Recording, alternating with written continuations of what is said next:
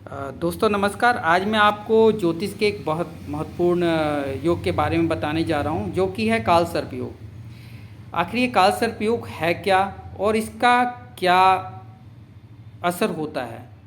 तो सर्वप्रथम मैं ये आपको ये बताना चाहता हूँ कि अगर किसी जातक की कुंडली में राहु और केतु के बीच सारे ग्रह स्थित हों तो उसे कालसर्प दोष मानते हैं।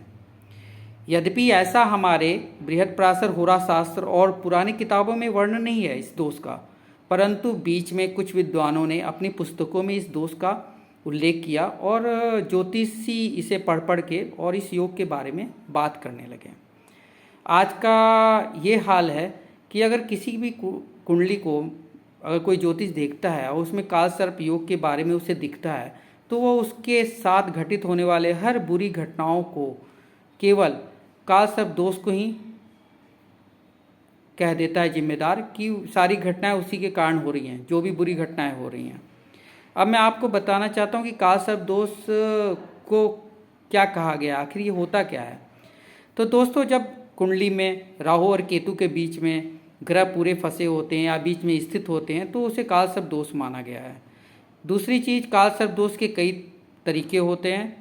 जैसे कालसर्प दोष जो है, यदि कुंडली के जिस भाव में स्थित है उस भाव के हिसाब से, राहु और केतु जिस भाव में स्थित है उस भाव के हिसाब से उनका नाम दिया गया है। जैसे तक्षक कालसर्प दोष, महापदम, इस तरह करके कई काल दोषों के नाम हैं।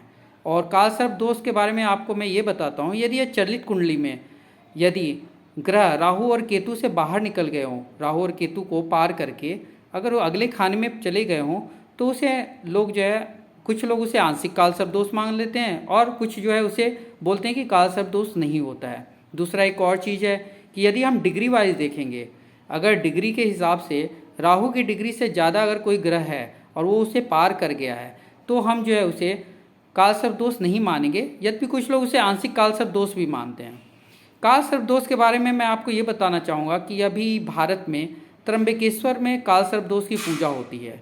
वहाँ पे लोग जाते हैं और वहाँ पे गोदावरी नदी के किनारे वहाँ पे कालसर्प दोष की पूजा होती है और वहाँ ये माना जाता है कि वहाँ कालसर्प दोष की पूजा करने पे कालसर्प दोष से कुंडली में मुक्ति होती। जी धन्यवाद। आप हमारे चैनल को सब्सक्राइब करें और लाइक करें। मैं इसी तरह आपको ज्योतिष के कई योगों और कई भ्रांतियों के बारे में बताता रहूँगा। नमस्कार।